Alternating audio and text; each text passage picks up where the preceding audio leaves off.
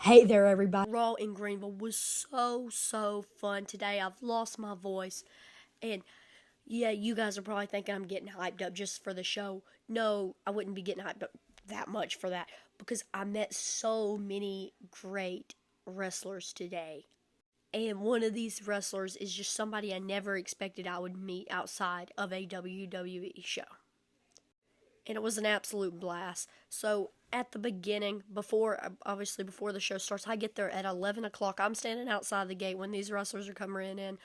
We're making chants, sitting there yelling for them to come get a picture with us. And we were extremely successful at getting some pictures with them today. So I'm sorry that I lost my voice. I just want to get this video done. So we start off with the Creed brothers, who tonight made their amazing debut and looked absolutely awesome out there. So happy we were able to meet them. They were extremely nice. Not only did we get to meet them, we also got to meet Ivy Nile. After that, we were able to meet Xylee. Xylee was extremely nice, and she signed my WWE encyclopedia, and then of course we got this picture, and she also signed one of my dad's 8x10s. But yeah, definitely happy we got to meet her. After that, we were able to meet the Smackdown general manager, Nick Aldis. And for some reason, he was dressed in red. I think he should be in blue. But of course, excited to meet him. We got a picture with him, and he also signed the cover page of, not the cover, the first page in my WWE encyclopedia. Next up is Natalia, and I was almost 100% that we were going to be able to meet her because she's just so nice. She comes down every single time they have a WWE event at the Bon Secours Wellness Arena. And like I said, as always, she was extremely nice. She signed my new WWE encyclopedia in her spot, and she signed my cousin's trading card, and of course, we got the picture. Next up is Nikki Cross, and as always, she was so extremely nice. She took her time with each fan. She signed my dad's Nikki ASH mask, and she was so excited that he had that. She's like, "Oh, my mask," because I believe she's Scottish, I think it is, or Irish, or something like that. And she also signed my WWE encyclopedia, took the picture, and yeah, like I said, she took her time with every single fan and was extremely nice. Definitely happy I was able to meet Nikki Cross once again. Next up is two that I was so excited for. We were chanting to the top of our lungs, DIY, DIY, and luckily it worked, and we got them down. Tommaso Ciampa and Johnny Gargano. Candice LeRae was there, but I guess we weren't chanting her name, so she kind of just walked away. But Johnny Gargano and Tommaso Ciampa both came down. Both were so extremely nice. Took their time with the fans, took the pictures, signed their spot in my WWE encyclopedia. And of course, my family loving Disney loved Tommaso Ciampa's outfit. But those were definitely one of the highlights of my night, or my day. And then Katana Chance came down. She was so extremely nice. Signed this her part in my WWE encyclopedia book, and also signed my dad's 8x10, and of course took the picture. Signed my cousin's trading card, and even sat there and talked to him for a good 45 seconds and just had an all-out conversation with him, being extremely nice. Definitely glad I got to meet her. Not only did we meet her, we met her tag team partner, Kaden Carter, and she was just as nice as Katana Chance. Obviously extremely nice, like I just said, and she signed my WWE encyclopedia, signed my dad's 8x10, and of course took the picture. So happy I was able to meet this women's tag team that should have the WWE women's tag titles, or Alba Fire and Isla Dawn. And this referee was running. I said, "Hey ref, could you sign my encyclopedia?" And he signed it for me and took this picture. And also, we were able to meet Byron Saxton. He was super fun. He was like dancing to how our chants. We were Byron, Byron, and that's the way we got him down. He started dancing to it, like I said. And then he ended up coming. He acted like he was going to leave. Then he acted like he was coming back. But he eventually came down. He signed my WWE encyclopedia. And of course, took the picture. Next up, we got Kofi Kingston. Of course, this is one that I've met before, but I have a new encyclopedia, and I was able to get him in there, and of course, take the picture. And as always, Kofi Kingston is extremely nice. And so that right there is 14 wrestlers, but I was able to meet 15, but I didn't meet all 15 at the beginning of the show. I met one after the show, so wait till the end to where I talk about the guy that I met at the end of the show. Went got a bite to eat, had an amazing personal pan pizza. Got a little bit of time before we go into the arena, but we are here at the entrance. Just left the souvenir section. Got a signed Cody Rhodes photo right there. Super cool. Then we went and found our seats, and we had a pretty nice view. And now it's time to get into the show ratings. And while we were standing outside the arena, I never saw Blair Davenport come into the arena, but Blair Davenport did have a pretty good match with Caden Carter. Caden Carter got the win. It was a pretty decent match. I gave it a B-. But I mean, that's pretty good considering it's a main event match. Next up is one I was tricked by whenever he was coming into the arena. I'm thinking, oh my gosh, Wesley's going to have his debut the same night as the Creed brothers. No, I was wrong. He was on main event. Still happy I was able to watch him live, and not only that, he was going against Akira Tozawa. And then they had a pretty decent high-flying match, and kind of similar to the other one, about the same time, and I give it a B-. And then the regular WWE Monday Night Raw started, and starting off with the Judgment Day. And if you're one of those people that say, oh man, Dominic's boos, they're plugged in, that's not real, watch this video.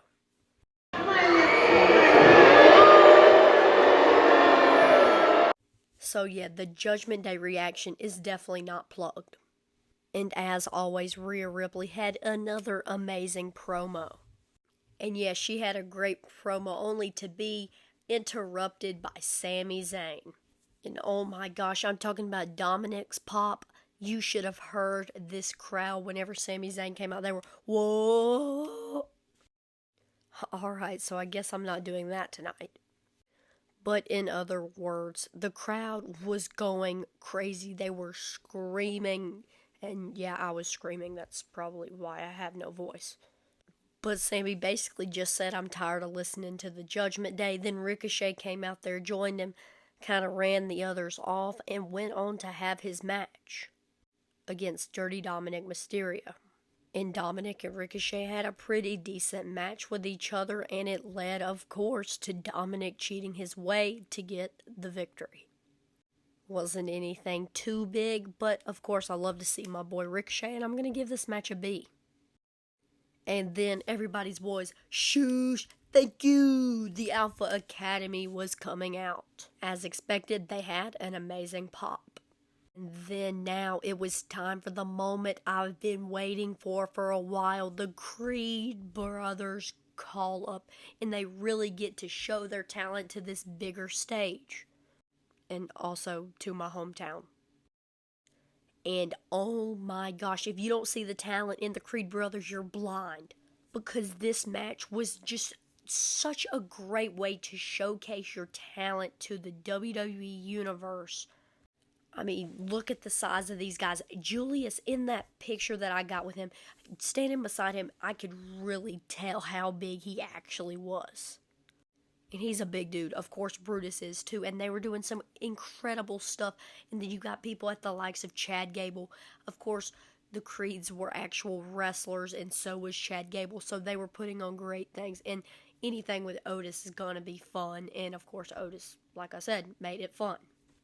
They were doing some crazy stuff. In the in-ring, I guess you could say chemistry with Chad Gable and Julius and Brutus and Otis. How good they work good together and how good they mesh in the ring was so incredibly awesome. And like I said, it's just a great way to showcase your talent on a debut. And I'm seeing a lot of people giving this match a B+. I'm giving this match an A. Of course, it's a little different for me. I'm getting the ultimate experience because I'm there live, and I'm getting excited because I've met all these guys all day. Plus, I got to meet them, so. But I'm giving it an A. They showcased their talent. They had an absolute banger of a match. Definitely match of the night. And then it was time for Miz TV. Miz is coming on out. He's supposed to be having Miz TV with the Lingual Ganta. And of course, the Miz TV segment had a little bit of Halloween twist in there. And then Ludwig Kaiser and Giovanni Vinci all came out, and they were like, Gunther's going to come out here on his own time. And of course, the Miz does what he does best, and he actually is playing a face now, which he did a great job. Of course, he trash talked. Then Gunther comes out, and they're trash talking each other, and it was a great segment. And then it just led to a big old fight, and them absolutely destroying the entire Miz TV setup. And then let's go. I'm going crazy. DIY is coming back with their Monday Night Raw debut. Already been cheering for him to come give me autographs, and so everybody was yelling, DIY, DIY. And they went on to have a banger match with the Imperium. As always, Johnny Gargano hit some amazing moves on Giovanni Vinci and Ludwig Kaiser. And they just ended it off great, doing their DIY finisher. Really giving the old vibes of NXT Black and Gold. And it was just such a great debut to the main roster being teamed up. And I really enjoyed the match, and I give it a B+. And then coming out to the ring, accompanied by Indy Hartwell, was Candice LeRae. And she was going against Zia Lee. Now, I hate to say it, but just looking at the match, I mean, it's not going to be match of the night. They're not, like, top names. But then they finally get started, and something happened to Candice LeRae. They had to stop the match early. I can't even rate this because they literally barely did anything. Just all my prayers out to Candice LeRae and hope she's okay and that she can get a speedy recovery. But yeah, that was definitely interesting how they had to end it so fast. And if you want to talk about a big pop, we got to talk about Seth freaking Rollins. Holy cow, they were singing his song. I was out there singing. It was great. The crowd was extremely loud tonight. But him and JD put on a very good match. JD has grown on me so much. Not that I ever really hated him. It's just I can see so much in him. He's like a new Dolph Ziggler with how he sells things. He really makes it look absolutely amazing. And Seth Rollins ended up getting the curb stomp to get the victory. And I'm going to give this a B+. Plus, Damian Priest added a little bit of suspense at the end and came out and acted like he was about to cash in. And then coming out was Natalia. Oh yeah, in the meantime, they also announced that on the kickoff show for Crown Jewel, they're going to have Sami Zayn versus JD McDonough. And then Piper Niven and Chelsea Green came out in the Hart Foundation inspired gear. I love how Piper Niven was dressed up as Jim the Anvil. Is extremely funny because she had the fake beard. But this match I'm not even going to rate because I just think it's unrateable. It was extremely entertaining, so I guess I'm just going to give it a thumbs up. A funny part, they were just kind of throwing kendo sticks, throwing each other through pumpkins and everything.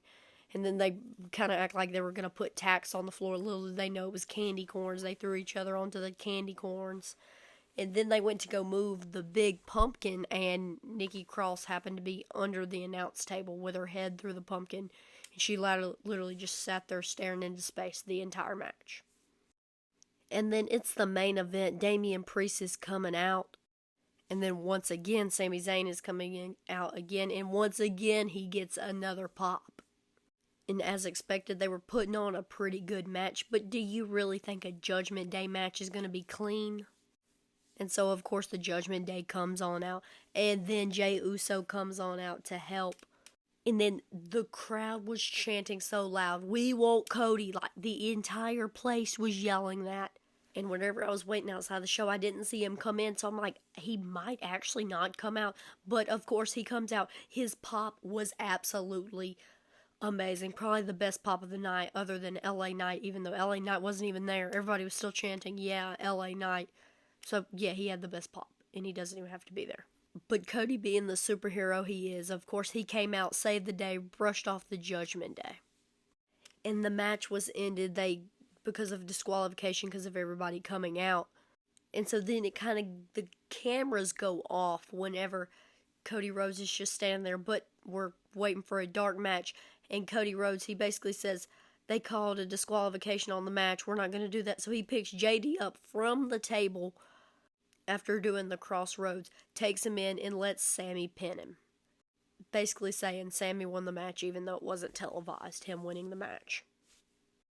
But one thing I did not say when I was talking about when I was meeting the wrestlers, at the end we stayed, Sami was the last guy to come in, and he was running extremely late. The guy that was working for WWE that was checking the guys off the list whenever they got there, he even told us, he's like, yeah, he's running extremely late. So Sami gets there and he'll be like, sorry guys, I'm running extremely late. I'll see you guys after the show and I'll come down here. And I'm like, alright, yeah, right. Like, I really didn't think Sami would do it because he's never came down. He's never acknowledged us. Even whenever he was that big face, he never acknowledged us. And little did I know he was not joking. He actually came down, got a picture with Sami Zayn. There had to be 100 people down there. But finally, people got mad because there was just so many people in there. People left, and then Sami came down. He literally said, I got you all. He took a picture with everybody. It was just such a great way to end the night. It made the entire day. But heck, I would have been happy even if that didn't happen because of just everything I was able to do and get. But wow, what a way to end it. Just one I never expected at all. And so I'm so excited that I was able to meet and take a picture with Sami Zayn.